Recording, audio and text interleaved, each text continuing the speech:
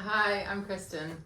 I've been making some changes to my sewing room for 2023, so I thought I would give you a little updated sewing room tour.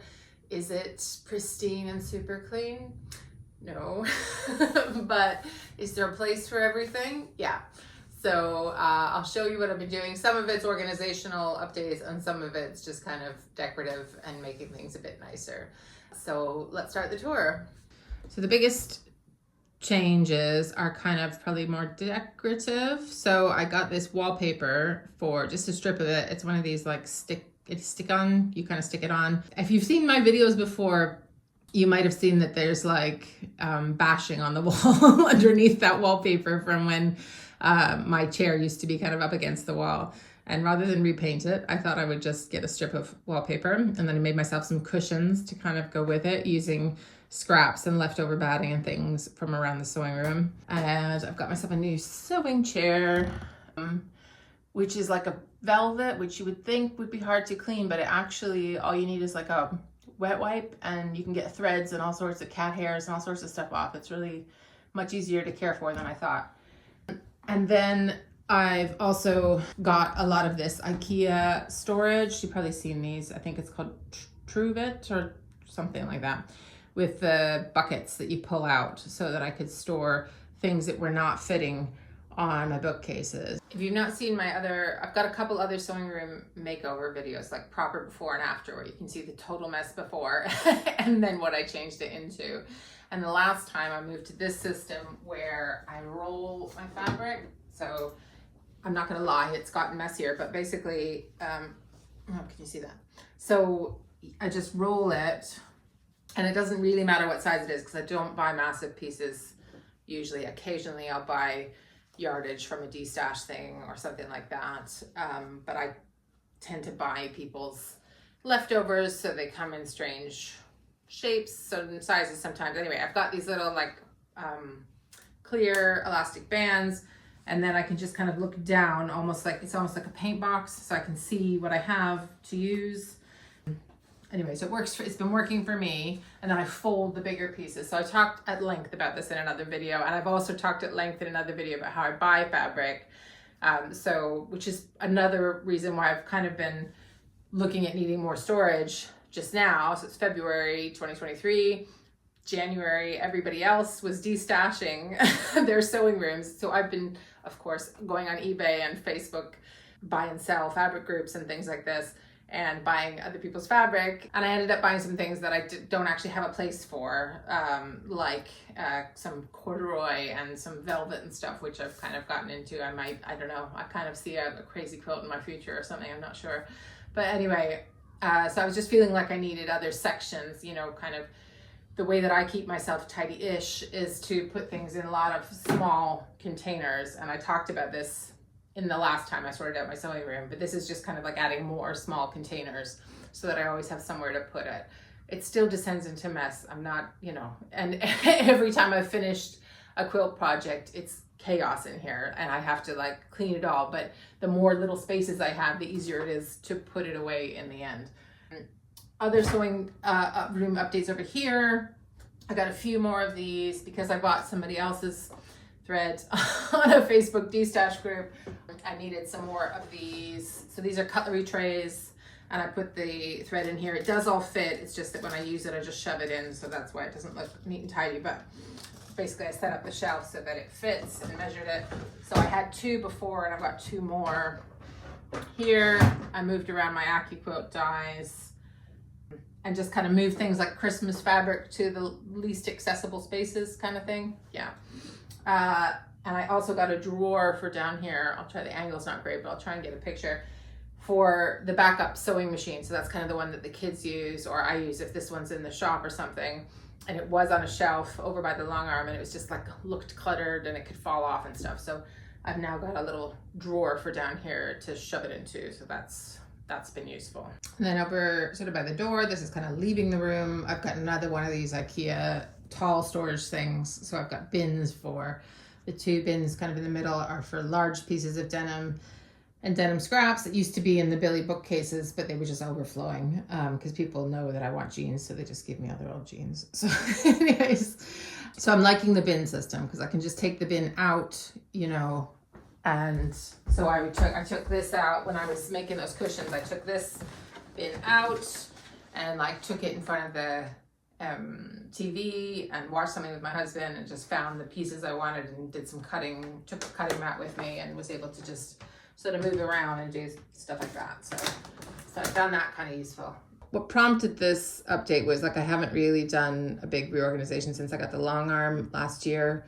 So I used to have this bench that's behind my sewing table used to be there against the window, and then I got the long arm, and there's lots of stuff stored under there, batting, and it's a big mess under that. But the issue was that I didn't have as much space on the floor to lay things out. I like to lay my quilts out on the floor. So I've got that half design wall that I made a long time ago. And it works for blocks and things, but not for laying out a whole quilt. And although I could, I suppose, in theory, use that wall, it's a bit awkward. So now that I got rid of, so there used to be a piece of furniture there, a great big like sideboard thing, and it didn't do a lot in terms of storage. So I've kind of replaced the storage that was in that with that IKEA thing, and it holds much more, and then gotten rid of it. And so then I can fold up the legs of this table, move this little side table, and then I've got way more floor space for sort of laying out a quilt before I piece it together. So that's what's working better for me there. I've done another video about this table. So it's a Horn Quilter's Dream or Quilter's Delight. I always get it confused. One's batting and one's the Horn table. It's either, I'll link to it in the description anyway. But so the sewing machine can kind of go down, and all various leaves and things can fold away. There's a whole other video for that. But although I can do that, I do tend to do a lot of cutting on the floor on this big mat. I do a lot of things on the floor. So that's why I was trying to maximize floor space. So that's kind of where I cut things, and a kind of less a sewing room update and more splurge. I bought this 20.5 inch, I think it's Creative Grids ruler. I justified it because I wanted to cut the sizes for the cushions on my bench there, but really I just wanted a new ruler, you know. Not that I needed it. Who needs another ruler? But I decided I wanted one. And I got this little guy. He's just like a tiger lamp. I don't know. The kids thought it was cute, and I kind of thought he was just a bit funny. It's just from a UK store. I'm not sure. I don't even remember what it was, but if I can find the link, I'll put it in the description. But anyway, I'm sure not everybody needs a tiger lamp for their sewing room anyway. I moved my printer to a little bit more out the way here. I had kind of, I guess, my printer and some stationery stuff kind of in your face before, and I prefer it kind of tucked away. I don't use it that often. So, and this is still the sort of chair and area where I usually do my computer work. So the laptop would normally be on a little table right in front of there. Just moved it out of the way to show you. I also have to say thank you to whoever recommended me that mug. I was going on in one of my videos about how my coffee was always getting cold, and somebody recommended me this Yeti mug thing. I'm so sorry, I don't remember who it was. It was in the comments anyway, and I had never heard of it, and now that's what I use so that it actually doesn't go cold when I'm sewing anyway. So thank you to whoever that was. The bench that I'm sitting on is still really random. It doesn't fit in the space properly, really, but I found a way somewhere to put it. And I think the cushions make it more of a kind of a lounge space, and I can have the kids sit up and sort of watch me sew kind of thing. And it does store, so I've got rolls of batting under the long arm and a whole mess of whips and stuff. But in here now I've got sort of batting scraps, so the stuff that I used to fill these cushions. And I've also got some fleece remnants and bigger pieces of backing fabric, or I often use old secondhand duvets to back my quilts, so they sort of stay in here until I'm going to use them, and things like that. So there's still lots of storage in here. I'm pretty lucky. I've got a place to put lots of stuff, but it does, you know, you just expand into whatever space that you've got. We all do it. So anyway, so this is kind of where I work. I'm always kind of filming around here somewhere. I bought new lights as well for 2023. I still can't seem to light the space. So if anyone has a great lighting recommendation, I'd love to hear it, because I always have shadows and things that are overexposed. I'm just not a professional at lighting my videos, so sorry if that's annoyed you, but anyway. So I think that's all the changes I've made.